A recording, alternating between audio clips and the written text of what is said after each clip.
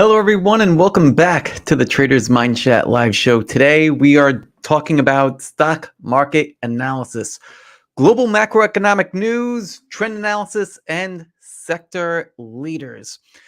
Before we dive in, want to thank everybody for joining us live. Drop a comment into the chat. Let me know where you're watching from. And if you have questions throughout, just go ahead, type them in, and let's talk. Let's analyze this stuff together. So, all that said, let's dive in. All right, so share my screen over here. Got a few things up and going. We'll talk about Benzinga in a second. I like to first start off with looking at not ads, but looking at IBD and seeing what are the headlines. What are the headlines from IBD, from Market Watch, and from Benzinga Pro each day? Like, well, what are they saying as like the most important things, right? And I've been doing this study for those of you that have been following along too. I've been doing this study where I'm taking the headlines and I'm plotting them onto a chart, so that way we could see more easily see how well the headlines are or are not representing the actual price action. Um, yeah, my thesis has always been that you could trade completely well without any of this news and save yourself a lot of time and headache. But thought it would be interesting to share this stuff with you guys. So IBD says that the stock market erases early gains as Russia continues to attack despite resuming peace talks. Market Watch, what do they have to say? Market Watch says that as Russia presses its war with Ukraine, here are 10 aerospace and defense stocks expected to rise up to 39%. That's interesting, right? Expected to rise up to 39%. So they already have, right? So let's just jump over to some charts for a second and take a look at Lockheed Martin, which is a stock that's been on the radar now for a long time, and a number of our members have started trading it even back here in early January. So far, if we're looking at Lockheed, and let's put the annotations back on, right? So this is where start to see it forming back here. It formed this pretty massive cup with handle, and then broke out on what is that, February 25th from long-term resistance way back here. Right, so if we zoom into the chart, we take this and we pull it up here. So it's already moved 13%. So are these guys saying that it could move another 39% from there? Or what exactly? Because to me, looking at this, it seems like a good chunk of the move happened already, number one. Number two, the low risk spot for this move, and let me zoom in a little bit so you guys could see some more. The low risk spot was right here, right? The low risk spot right there. Let me turn off. Can I turn off that? No. So let me just take that off for a moment. So the low risk spot was to get in right here. Do you know why? Do you know why that's the low risk spot? If you do, type into the chat. Let me know. I'm curious to hear what your thoughts are. If you know why getting in right here is the low risk spot. To me, there's a few reasons why this is the low risk spot. Number one is because that's the initial breakout from long-term resistance going all the way back to August 2020.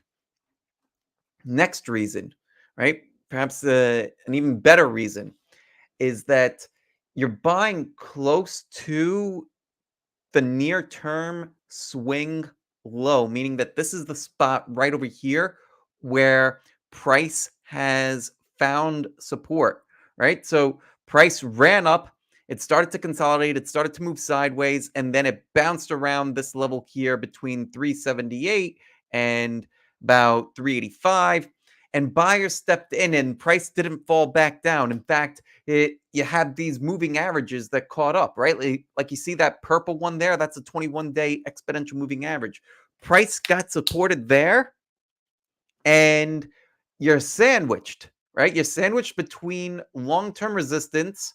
Again, this line goes all the way back to August of 2020, and between near-term support. So when price breaks out over here, if price falls back in, you've got a pretty close spot where you would say, you know what, that trade didn't work out. Let me cut the loss here.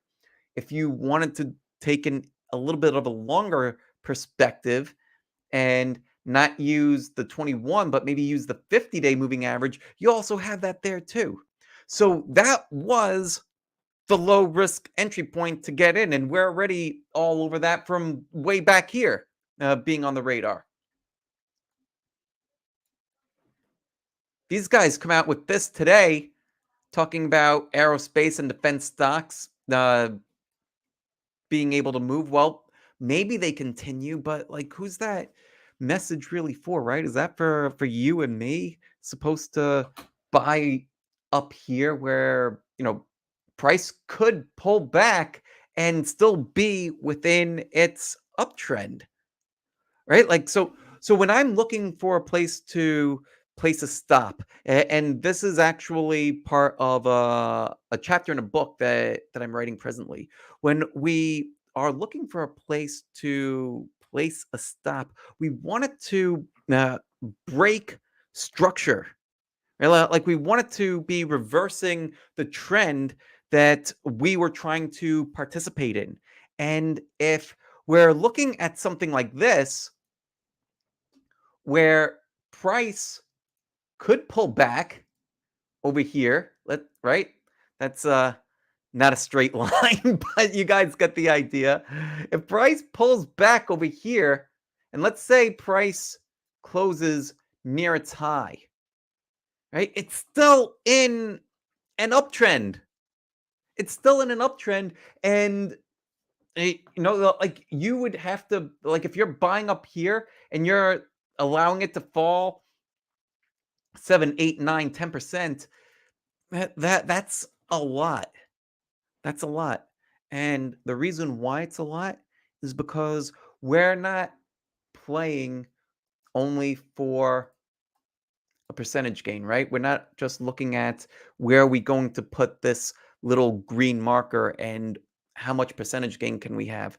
What we're looking for is the number inside this here, right? That risk to reward ratio. And we want that number to be as much in our favor as humanly possible, because then if, let's say, price does move up 30, no, what did they say, 39%. Right? So let's say that this goes, well, let's just put round number about 650, right? That's within their range. They said 39%. This says 42, 43%, whatever, close enough, right? So here you're getting a potential 4.5 reward for the dollar that you risk. Not bad, right? Sounds not bad, but it kind of is, especially if you have your stop a little bit lower down here, right? Then it would need to be 3.5. Whereas if you had that target and your stop was down here where, well, we should have been getting in, right? And where the members were talking about it like way in here, then you're looking at the same level, 650. And meanwhile, now you're able to make 9.5 times your money, right? That's why, and this whole part of it, it's why, well, we need to be paying attention to the story that the market is telling, not what the headlines are saying. Does that make sense? Type into the chat. Let me know what your thoughts are on this topic. Um, Yeah, the you guys on YouTube, over here on Facebook, and up there over on ShareVision. Let me know what you guys are thinking. And with that, let's move over to trend analysis. Pull up the charts again. Trend analysis of the S&P 500, NASDAQ, Russell 2000, New York Stock Exchange, and the Dow. Okay, so this is the kind of stuff that I really enjoy doing. Getting into each of these, I always like to start on the monthlies, and I always like to have my charts zoomed out initially so I get that broader perspective. When I'm looking at each of these charts, I'm attempting to identify what trend are they presently in, and I'm looking at it through the lens of a shorter term swing trader. That's my style. If you uh, that are watching this, if you happen to be, let's say you're a position trader that you hold stocks for a year or better, then you'll be looking further back. Like, let's say you might be looking back here and saying, oh, this is still an uptrend, and this is a consolidation, well, within an uptrend. Great. For me, as a short-term swing trader, where I'm looking to hold on average about 4 weeks, my eyeballs are going over here on the monthly time frame. And so to me, this is a downtrend. And so is this over here on the NASDAQ, a little bit clearer on the NASDAQ. Definitely on the Russell. Similar over here on the NYSE and Dow.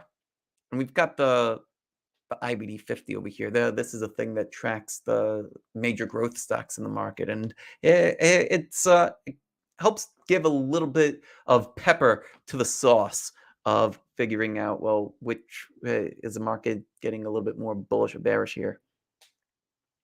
Anyway, so downtrends across the board over here, then lots of chart markups. Let's hide some of that so that way looks a little bit clearer. Downtrend, or you can start to say that this isn't quite a downtrend anymore, that it started to show some signs of life, that this is actually beginning to move sideways, and that it's begun to try to establish a bottom over here, right? Part of the reason why isn't just this week here, right? Which was a pretty positive week for the bulls, where price pushed down lower, closed near its highs, did that on fairly high weekly volume, but also because you undercut this low from back here and you establish an even greater level of support. That's part of what helps this become sideways. But it's this week here, the week that we're in right now, that so far, well, earlier in the week pushed higher, right? Pushed above last week's high. So it made a higher high on the week. So even though we're still uh, in a downtrend from one perspective, looking back here, it's started to move sideways. So I would look at this as sideways, but negative, right? Like there's still, it's still in a downtrend. Potential transitional period, right? That's a lot of work just on one index. It's taking all of this stuff that we see here and putting it all together, right? So, well, and this is a conversation that I have with our members all the time. It's we want to take all the data in first, right? All the data that's relevant to us, and then after we've taken everything in, then come to some kind of a conclusion. We don't want to start drawing conclusions as we're doing it. Like it's very easy to get sucked into that. Uh, to start to say that, oh, we're in a downtrend, or oh, we're starting to rally here, let's start buying. No, we need to take in everything, because that'll help us figure out, well, what's the actual quality of the rally or the downtrend that we're seeing. There's plenty of times where the right move is to sit and wait. So lots of sideways moves over here on the weekly time frames, right? Even the IBD 50 seemingly starting to bottom here. This bar here making a higher high versus the week prior and seems to be pushing up towards the weekly high from 2 weeks ago. 2 weeks ago, 3 weeks ago. Guess it depends on your perspective. Anyhow, and then also, where is this going to hit its head?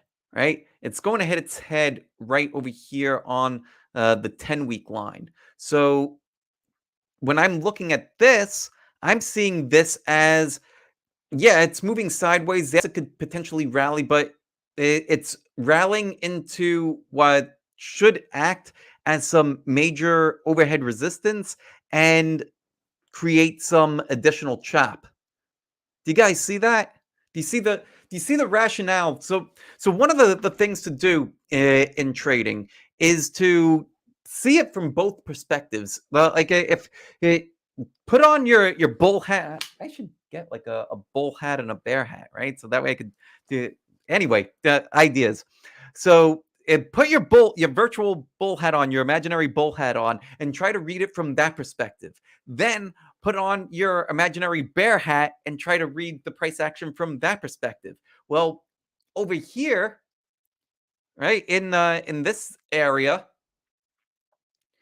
if price rallies, that's a spot where short sellers would likely start to show up, right? Now the bulls want to defend this area down here, right? And especially down here. So that way price doesn't continue to make lower lows. All interesting stuff. It's interesting to me anyway. Let me know if it's interesting to you. Type into the chat. I see a bunch of more people hopping on YouTube, a lot more hopping on over at ShareVision.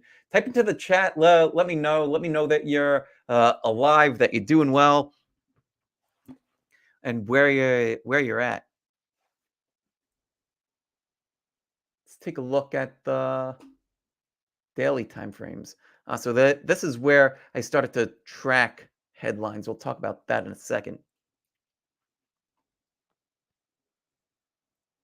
Hide all this stuff for a moment. And yeah, over here on the daily charts of the indexes, they're all moving sideways, all consolidating right around their 21-day exponential moving averages, that thick purple line, getting closer to the 50-day moving averages in a couple of instances here. At best, as of now, like it seems like it's in a chop zone, right? Like as far as this becoming bullish or this potentially breaking down, right? Like so, let's zoom out over here.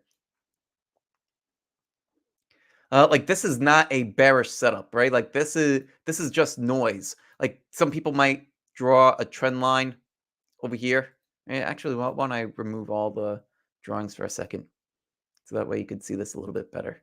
So some people might like to draw a trend line like this and say, oh, you know what?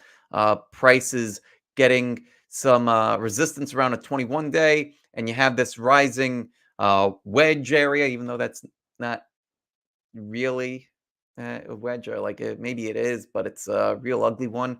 And say, okay, I'll short if it falls back below here. Well, you also have like buyers that have stepped in around this level, and that like this is just so wide and loose, and plus it's not really much of a pattern. So when looking at it through that lens, there's like it, part of what we want to look for is high probability, high reward to low risk trades. That's not like one of the big things that we look at that we look at inside the elite program. Or what I think that we all should. Right, like not just for members, for people that want to learn how I trade, but like really, like why wouldn't you want higher probability, higher reward to lower risk trades? Is this it? Right?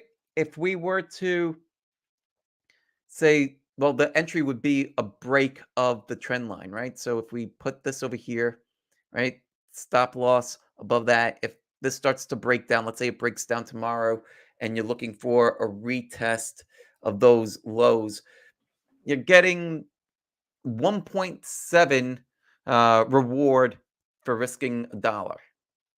That's not great, right? On a short setup, I would hope for a minimum of 2 to 1 reward to risk,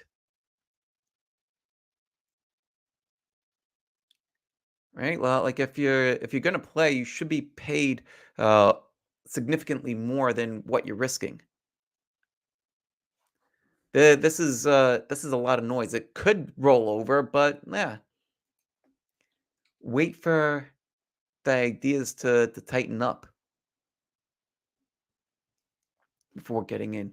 And even with this over here, let's say that you're somebody that's saying, yeah, you know what? I'll get in right over here. Price is getting rejected around this level and we're below the 21. I'm going to short below here, right? And then have a potentially higher reward to risk, 2.7 to 1. That's you're increasing your potential payout, but it's significantly higher risk because if price does fall, you have potential buyers that have stepped in along that trend line, right? So it's lower probability at that stage, and yeah, like to me, it's not like that. That's a poor trade.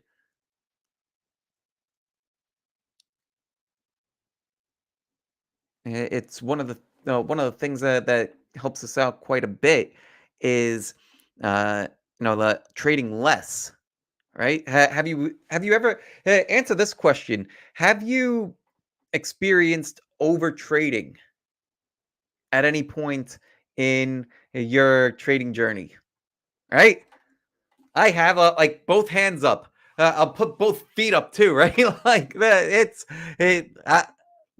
Many of us are guilty of it. Many of us have been guilty of it multiple times. Let me know if you're guilty of it, if that's still a problem for you. Type into the chat. Let me know. Saw somebody comment earlier. Let's see. Well, what's happening over here? Michael Davenport. Yes. Um, and Mike's in the Seattle area. Oh, very cool. Haven't been to the West Coast in a really long time. The last time that when was the last time we were there? Visited the Grand Canyon a few years back. Really nice out there. Um, but yeah, the over trading is a problem. So what do we want to do? How do we want to combat over trading? Well, one of the ways that I've successfully combated over trading is by coming up with a checklist, right?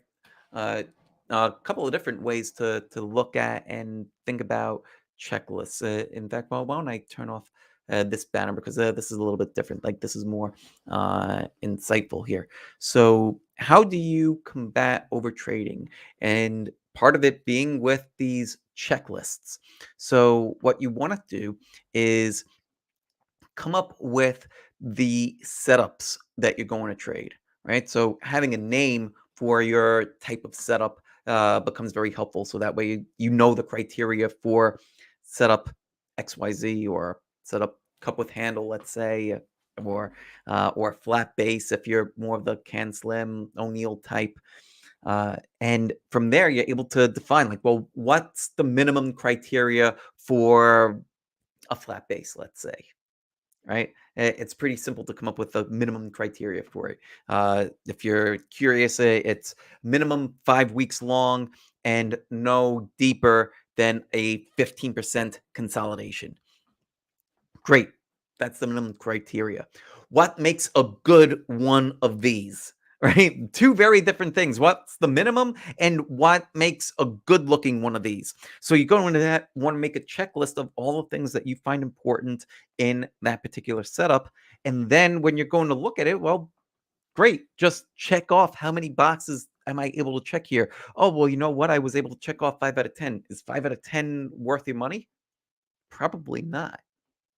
Right? Well, what I've noticed in my trading, my best trades have at least 70% of what I'm looking for. Like I went through, well, we actually did, like I do a post analysis every single year. We did a deeper dive into that post analysis last week with members.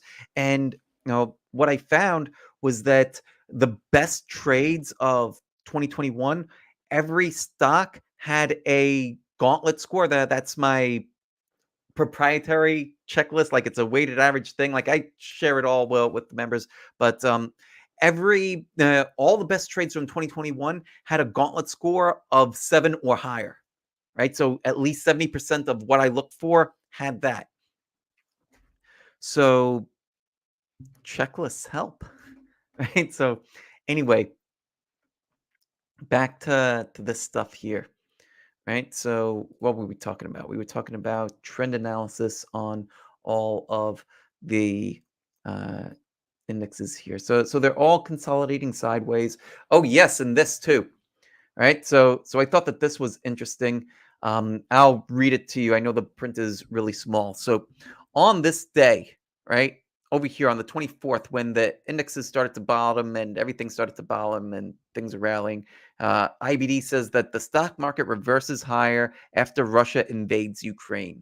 Could it be the start of a rally? Right. So Russia invades Ukraine over here. Okay, great. Market Watch. Russia's attack on Ukraine um, now is not the time to be buying the dip. Very interesting, right? That's not the time to buy the dip, according to an analyst at Wells Fargo. Well, how subjective is that, right? Without any other context, super duper subjective. Well, what's your time frame? Right? If you're a time frame, if you're holding for a few days, that would have been a perfect time to buy the dip. If you are a long-term investor, then maybe not, right? Need more context. Don't be just a headline reader. And then what did Benzinga Pro have to say? Oh, they were talking about new home sales, right? I thought that it was interesting because when we come back over here, right? So today's headlines with IBD saying stock market erases early gains as Russia continues to attack despite resuming peace talks. So just a few days earlier, price is moving higher because uh, Russia invades Ukraine. A week later, the stock market's erasing early gains because Russia continues to attack Ukraine. Like, well, what kind of nonsense is this? Seriously. Like, it can't be both, right? So, well, and that this is, if you have other insights, please let me know because like that, this is one of the things that kind of uh, frustrated me for a long time and steered me away from looking at headlines. It's not like you could come up with any narrative you want for why price moved this way or that. But at the end of the day, what matters is which way did price actually move, this way or that. And we can follow along with the price action without having to spend any kind of mental bandwidth on these headlines. Anyway, let's switch gears and look into sector leaders, sectors, industry groups, and individual stocks that are leading the way. All right, so come over here, right? So defense stocks, spoke about that already. There were several names in the agricultural space that we highlighted inside the elite program for members. CF has been one that was on the radar for a long time. LXU was Broke out, when did it break out? It broke out last week. So far, up 57%.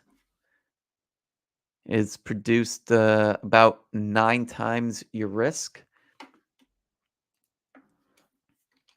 Let's see, similar name. Was it BTU? No, not BTU. It was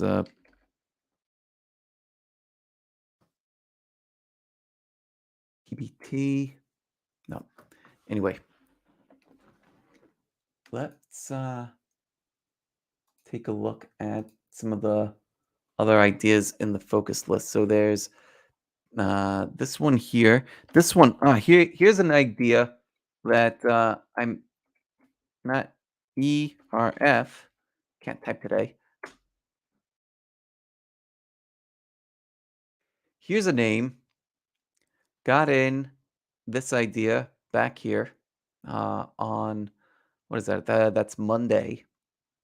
Triggered my first scale out, pulled back, shared this one both inside the elite program and also with our brand new free newsletter. We're giving away a stock pick every single week, and giving away early now the earnings announcements, telling you relevant companies that are announcing earnings the following week, uh, live streams, upcoming live streams, and the the replays of videos and everything. So hop onto the free newsletter and get all that stuff. Yeah, so this already triggered the first scale out up here. And so I've raised my stop on this above break even, basically free rolling the rest of the trade and allowing it to consolidate above my my stop loss, which is over here at 1247.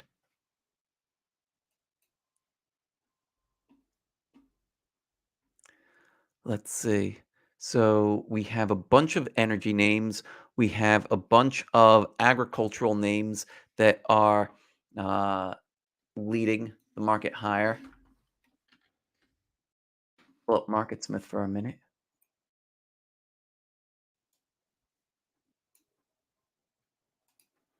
This is one of the reasons why it's such a nifty tool too. That you could look at, just run a daily screen on stocks that are with the relative strength making 52-week highs.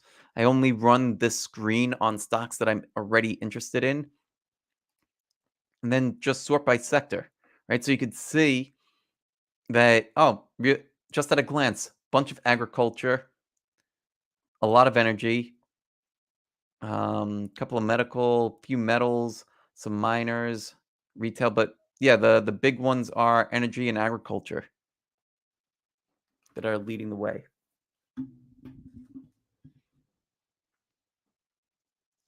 And you don't have to wait for the news to tell you to get in. Just look for the consolidations and then buy them. And don't be afraid to buy because of the market. Let the market speak to you. When your setup appears, it's our job to take the setup, right? If we're trading based off of a system, based off of if we're a rules based discretionary trader, then what we want to do is take the setups that the market gives us, right? Check if they're high quality setups and then take those setups that the market gives. If we are looking at the market's health, or how I like to call it, the market's mood, then we're going to use that as a way to figure out, well, how much should we risk on the trailer and allow that to affect our position size. So, for example, let's use $100,000 account, right? Just nice round number.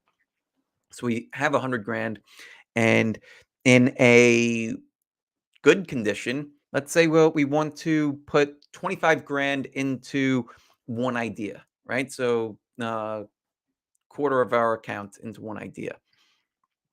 In a real choppy condition, that maybe we want to scale it down to only 10 grand, maybe even less, maybe only 5 grand, depending on like how choppy the condition is, right? Because in a choppy condition, these setups that we find might be a little bit less likely to work or to move.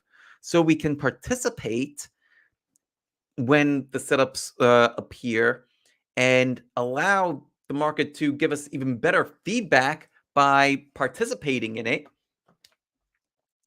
and still only trade quality. That's really the name of the game.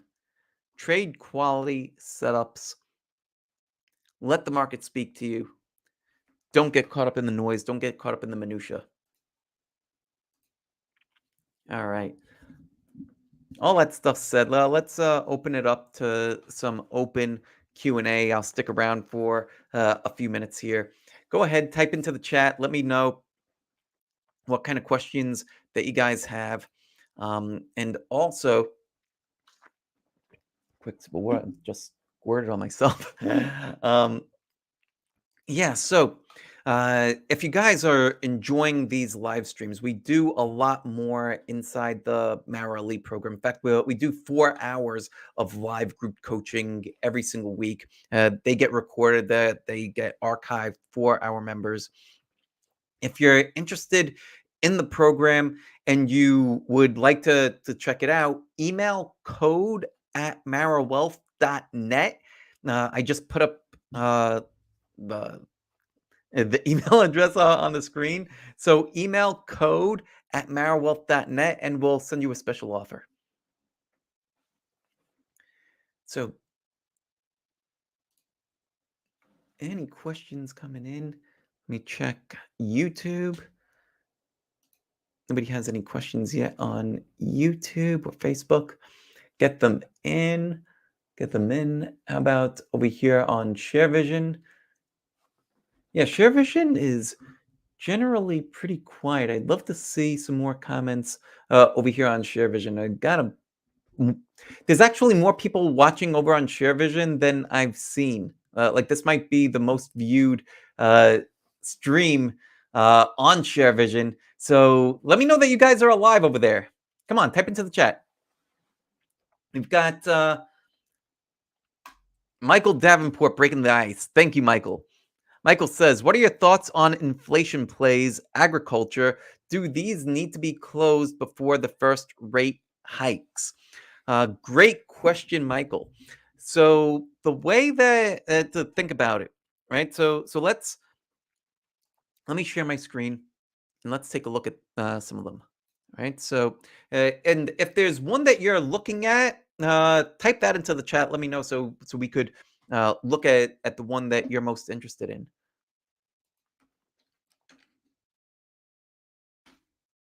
Until I see which one you're interested in, we could start here with NTR. Right, so let's remove the drawings, reset the chart, and zoom in a bit. Right, so this formed a flat base, right? And let me draw the flat base for you. It's right over here. And it also had some VCP action inside the base where price was volatile and then it contracted, right? So it has this contraction in here, then it has that contraction, and then it contracted again just before it broke out.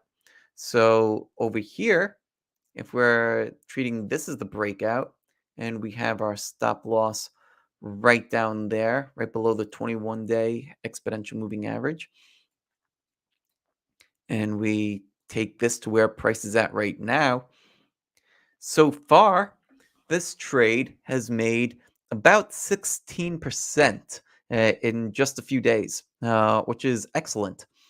And it's given us 3-to-1 reward to risk, which is also excellent. So here's what I would do with a trade like this. And this is true for pretty much all the trades that I take. I like to scale out of trades progressively. So I will take off a little bit when I make one times my risk, just a small nominal amount. It to me, it helps give me a little bit of a psychological edge, and I want to make sure that I take off just a small bit because what I really want the trade to do is to be able to get to 2R and beyond. But most trades that I take, most winning trades, end up generating about two times my risk. So when I get to two times my risk, that's where I want to take off a fair amount. So I want to be out of about half of the position by the time that the trade hits twice my risk. So at this stage, I would have exited. 2R would have been about here, right? So let's draw a little marker right there.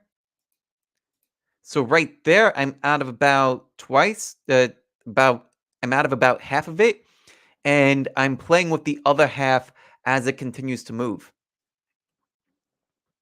So there's a couple of ways to think about scaling out before any kind of a rate hike that's related to the trade. So look at your historical trades, right? Like look at the trades that you've made over the past month, over the past 3 months, 6 months, 1 year. What is the average gain that you've had? What is the largest gain that you've had? Right? Like, look at both of those. If this is already significantly above either of those, then yes, I'd look to start scaling out of it, taking even more off the table now than I might otherwise would because you're already getting well above your average and you want to lock in uh, more as you go.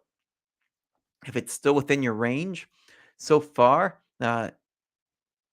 it hasn't made any kind of other sell signals, and it could continue to move. And part of the beauty of selling some into strength is that if price continues to run, then great, you held on to something, you're a winner. If price falls, then well, guess what? You're still a winner because thank God you sold some up here, right? So it's a great way to be able to be on both sides, and it's like having your cake and eating it too. But so far, this trade looks good. Another thing that I like to do is to not just look at it on a daily time frame. I always like to look at it on multiple time frames. So zoom out and take a look at how does price look over here on a weekly time frame. And yeah, on a weekly, it looks pretty extended up there, right? But what is extended could become even more extended. Massive volume on this, right? That's the heaviest weekly volume ever.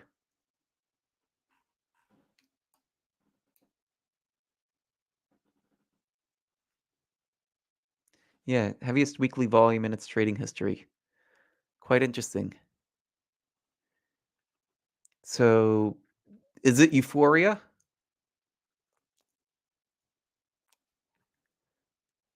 Maybe the early stages of it.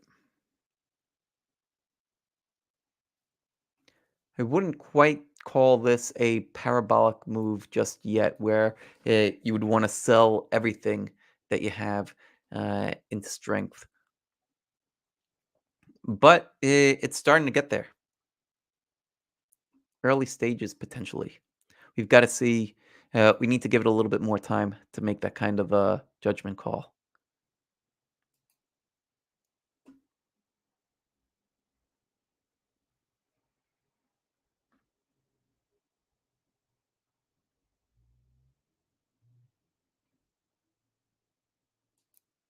Let's see. Well, what other comments or questions do we have? Scott. Scott says my expectancy for the year is minus 43. So I that's I think you mean that's your return so far on the year. Is that right? If it's your return so far on the year, then here's another perspective, right? So, uh, first out, like For so here's what you would want to do. Take a look at what your number what that represents of your account, right? So does that mean that you're down 1% on the year? Does that mean that you're down half a percent on the year, a quarter percent, to 10%? What does that represent in relation to your account? Then let's come over here and take a look at the Qs, right? The representative of the NASDAQ. And let's take a look at, let's get the little measurement tool. Where's the measurement tool? I think it's in this one here. And yeah, price range. So come over here to January 3rd was the first trading day of the year. So we'll take from right there. And from where price is at right now. Right now, the Qs are down minus 14.81%. So even let's say that you're down 1% just for a nice round number. That means that you are beating the indexes by 14 times. Right? So you're well ahead of the game if you are down that much on the year.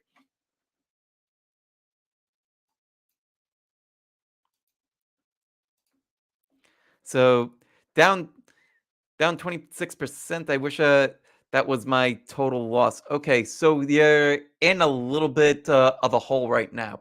That's okay.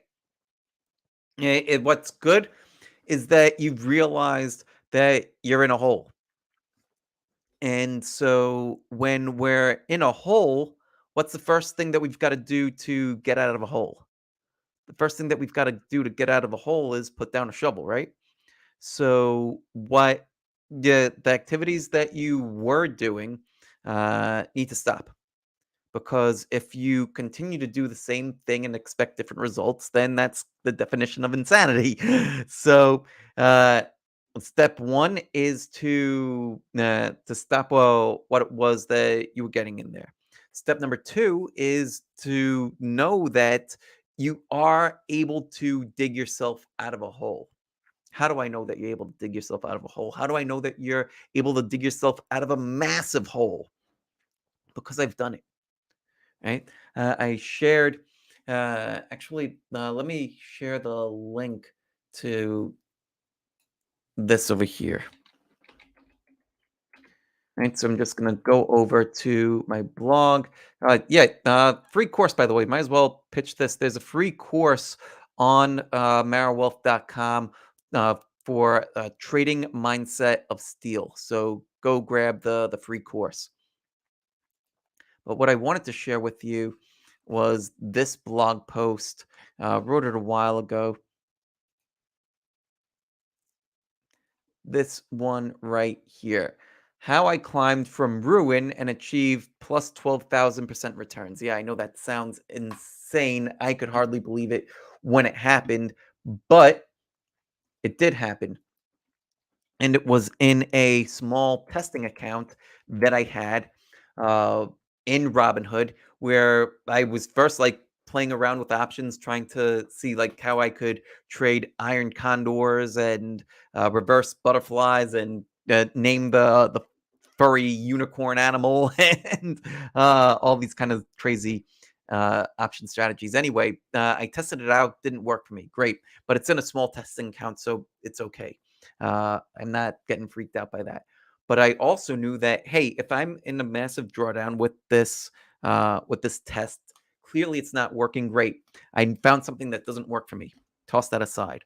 What could work for me? Hmm.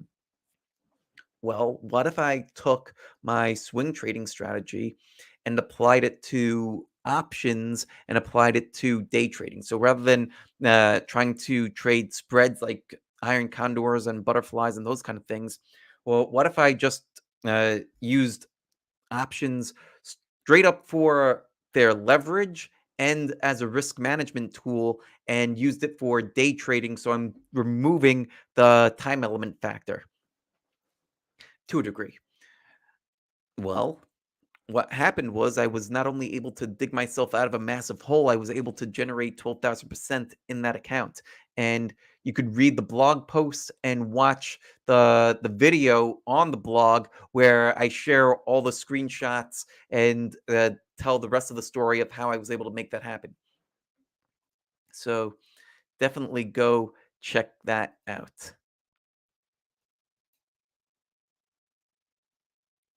Um, yeah, let me. Why don't I type or copy and paste this into the chat? Yeah, so it just showed up over there on Facebook, on YouTube, and I'll post it over here for my friends, for my silent friends over on ShareVision. Still love you guys. Just wish that you would talk a little bit more. Anyway, appreciate you all. All right.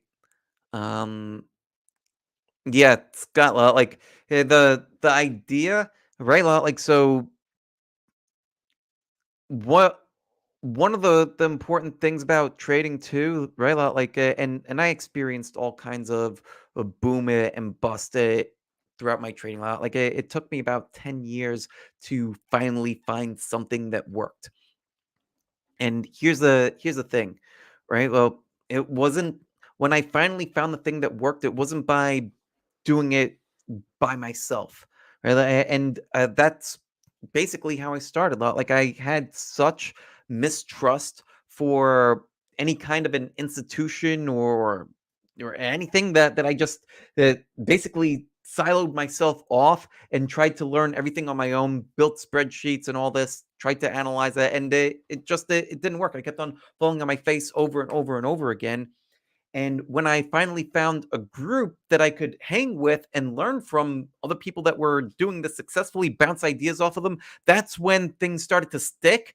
And I started to see that, hey, like I could take a little bit from this person, a little bit from that person, and start to make it my own. And I wasn't just doing it in a vacuum, I was able to share and bounce ideas off of people. That's when I went from being completely unsuccessful in the market to gaining consistency and profitability within a year. And then it just continued to build on itself after that. And it's the reason why, after like having enough success to where I was able to retire early from my day job, that I decided, you know what, let me put together a program where I could help other people, and that's what the elite program is about.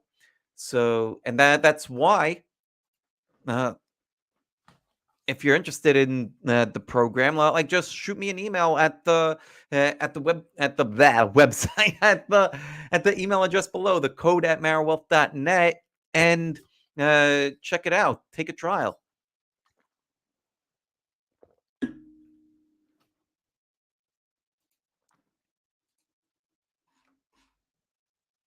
We all definitely can do this.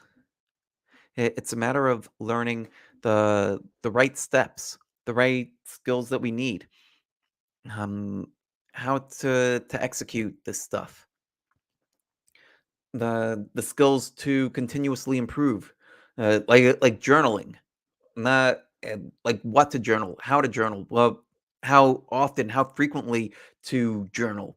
That like so many people, like they'll keep a record of their trades, but then they'll never look at it. Like it's not doing us much good. Like if we're just logging it, like that's a good first step, but we actually need to have a process where we go and continuously review.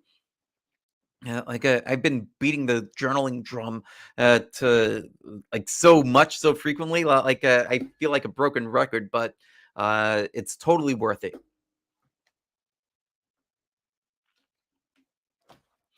So anyway, yes, Scott, I'm glad that that helps a little bit.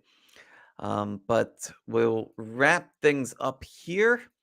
We'll be doing more live streams next week on a Tuesday and on Thursday. Those are our main days. We'll be doing the live stock trading on Tuesdays. We'll be doing market analysis on Thursdays. And we'll aim to get some more interviews going too. Now, let me know if there's anybody that you would like me to try to get on the show as an interview guest. Type it into the chat. Let me know. And I hope you guys have a great weekend. Stay safe, and I'll see you soon. Take care. Much love. Peace out, everybody. Hey, thanks so much for sticking around to the end. If you're new here, hit the subscribe button down below and become a part of the Marrow Wealth community. And make sure that you check out some of the other videos on the channel. They're exactly what you need to see. And leave a comment down below. I read all of them. Leave a comment.